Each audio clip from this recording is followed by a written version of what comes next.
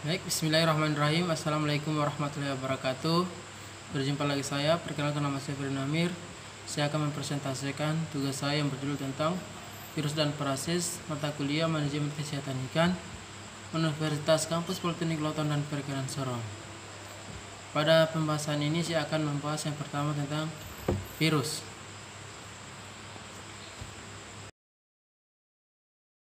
Baik, selanjutnya saya akan membahas tentang virus. Baik, penjelasan virus terbagi atas beberapa bagian. Yang pertama, virus merupakan organisme ultramikroskopis. Kedua, virus berukuran antara 20 sampai 300 nanometer. Ketiga, pengamatan virus yang menggunakan mikroskop elektron.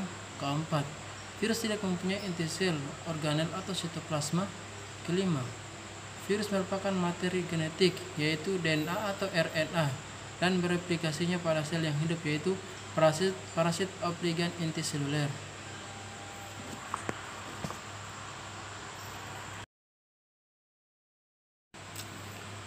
Baik, kita masuk bagian A, komponen virus. Komponen virus terdapat beberapa bagian. Yang pertama, kapsid. Kapsid yaitu protein yang berfungsi sebagai kulit dari genom asam nukleat dan berperan dalam pelekatan virus ke inang. Kedua, nukleokapsid, yaitu kapsid beserta asam nukleat yang diselebihinya. Ketiga, kapsimer, yaitu unit morfologi yang terdapat pada permukaan partikel virus ikosahedral. Keempat, envelope, yaitu selaput yang mengandung lemak protein dan karbohidrat yang mengelilingi partikel virus.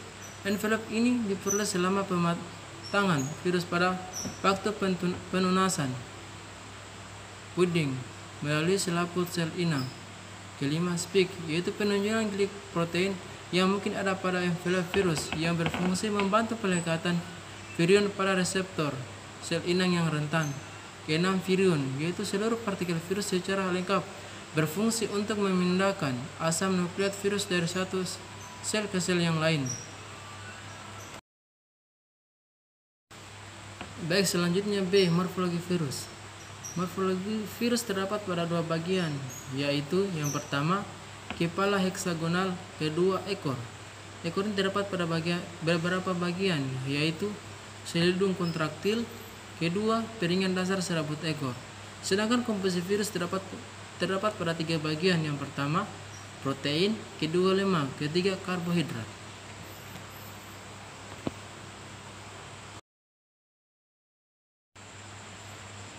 Baik, selanjutnya yaitu gambaran dan berbagai jenis virus. Yang pertama, helikal. Kedua, herpes virus. Ketiga, enveloviral. Keempat, virion. Dan yang kelima, ikosahedral, yaitu gambar dan berbagai jenis virus yang ada di samping. Baik, selanjutnya yaitu replikasi virus.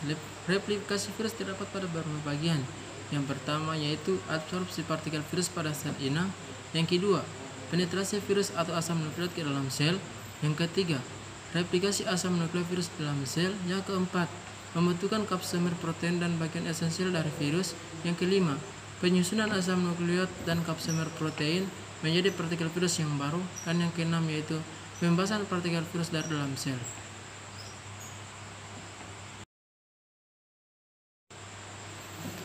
Selanjutnya yaitu beberapa bagian dan gambar reproduksi virus. Baik, selanjutnya yaitu gambaran tentang virus WSSV atau White Spot Syndrome virus yang menyebabkan penyakit Westphaliziaceae atau WSD pada budidaya ikan penait. Sedangkan profil WSSV yang pertama merupakan salah satu agen virus penyebab infeksi penyakit Westphaliziaceae atau WSD pada udang penait.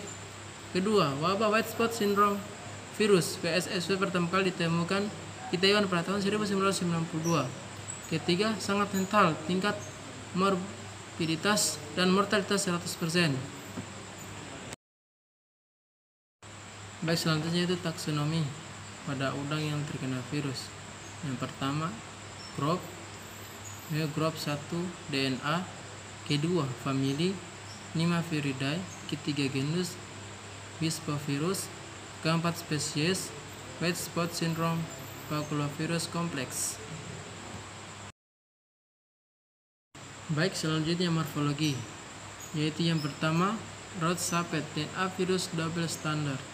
Kedua, panjang partikel viral envelope 240-380 nanometer diameter, 70-159 nanometer. Ketiga, panjang inti nukleokapsid yaitu 20-205 nanometer dan diameter 95-165 nanometer. Keempat, virions berbentuk batang hingga bentuk elips dengan trilaminar envelope dan berukuran besar 80-120 dikali 250-280 nanometer. Kelima, mempunyai membran envelope lemak sebelah luar biliar. Keenam, nukleus kapsid terdiri dari 15 vertikal helikase.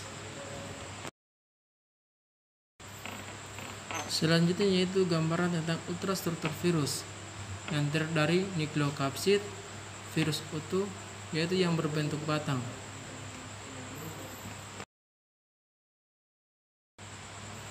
Selanjutnya itu yang kedua, gambaran tentang virus hidup dalam sel.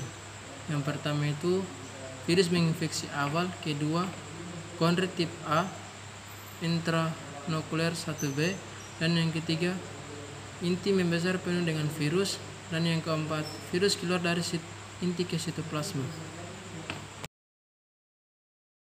Selanjutnya yaitu resistensi terhadap kondisi fisik dan kimia. Yang pertama suhu, kedua pH, ketiga kimia, keempat disinfektan, kelima ultraviolet, dan yang keenam surviv. Baik, selanjutnya inang organ target. Yang pertama Penaeus chinensis, kedua Penaeus indicus, ketiga Penaeus merguensis, keempat Penaeus stylirostis, Metapenaeus ensis, kelima Penaeus menodon, keenam Penaeus japonicus, ketujuh Penaeus penicultus, dan yang kedelapan Lithophanes panamei. Sedangkan pembawa karir yaitu induk, udang liar, kepiting, artemia, dan arthropoda. Selanjutnya organ target yaitu jaringan ektodermal dan mesodermal, dalam kurung limfoid, usus, insang kulit, dan hepatopankreas. Baik, selanjutnya yaitu gambaran peta tentang pola penyebaran virus. Selanjutnya itu gejala klinis pada virus, yaitu yang pertama penurunan nafsu makan secara cepat, udang tambak lemah dan berenang ke pinggir tambak. Kedua, kutikel menjadi longgar. Keempat, secara presumptif dapat dilihat adanya bintik atau noda putih white spot berdiameter 0,5 sampai 2,0 nanometer, terutama di bagian dalam kerapas karena adanya deposito garam kalsium.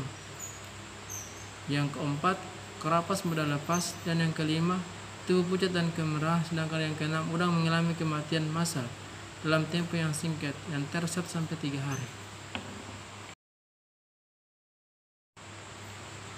Baik, inilah beberapa jenis gambaran virus yang berbentuk bercak putih. Baik, selanjutnya itu beberapa gambaran orang yang terkena penyakit atau virus WSSV dengan cara mendeteksi WSSV. Yang pertama presumptif, yaitu bercak putih di tubuh kerapas udang, dan yang kedua definitif, yaitu histopologi mikroskop elektron, DNA probe, dan PCR, yaitu alat yang digunakan pada saat mendeteksi WSSV pada virus. Baik, selanjutnya kita masuk ke pembahasan kedua, yaitu tentang parasit. Parasit merupakan organisme yang hidup dan memperoleh makan dari host atau inang yang ditumpanginya.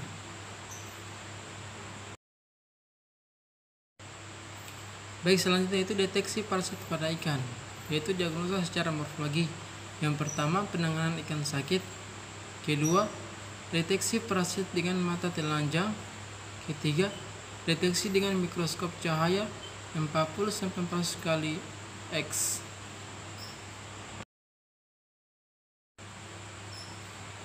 Baik, selanjutnya inilah beberapa gambar mengenai tentang diagnosa ikan yang diinfeksi parasit.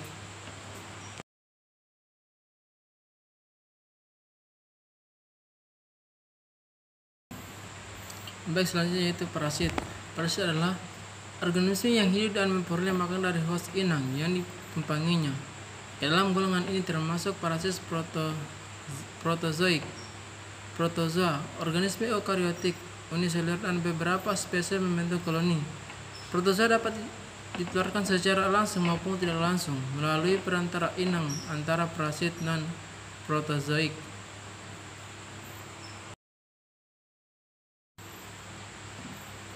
Baik, selanjutnya yaitu jenis-jenis parasit. Yang pertama, Copepoda. Kedua, Protozoa versiliata. Ketiga, Protozoa dinoflagellata.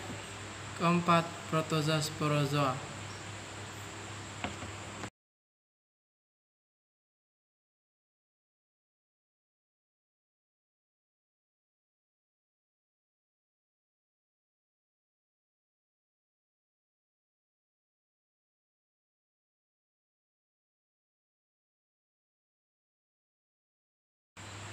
Baik, selanjutnya itu inang pada parasit. Yang pertama, Argulus japonicus, yaitu menyerang pada ikan mas, sepat, siam, yaitu menyerang pada kulit.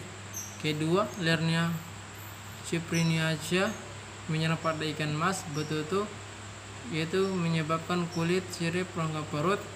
Ketiga, Chirtodina sp, pati, nila, mas, betio, menyerang pada kulit dan insang. Dan yang terakhir yaitu Chondrocetus sp, ikan mas, menyerang pada insang.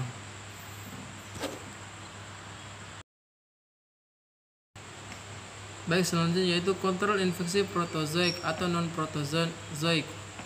Antara lain yaitu Malachite Gren, yaitu 0,05 sampai 0,10 mg per liter. Kedua, formalin 250 mg per liter, waktu yang dibutuhkan 30 sampai 60 menit. Ketiga, kalium permanganat, yaitu 2 mg per liter, waktu yang dibutuhkan 8 sampai 10 jam. Keempat, metronidazole, yaitu 5 mg per liter, waktu yang dibutuhkan 3 hari. Dan yang kelima, larutan negufon 2 sampai 3,5% selama 3 hari. Dan yang keenam, dicopot dengan peset dan pada luka diusap dengan betadin. Ya, itulah presentasi dari saya mengenai virus dan parasit. Semoga apa yang saya dapat presentasikan dapat bermanfaat bagi kita semua. Jika ada kekurangan mohon dimaafkan. Wabillahi taufiq wal hidayah. Wassalamualaikum warahmatullahi wabarakatuh.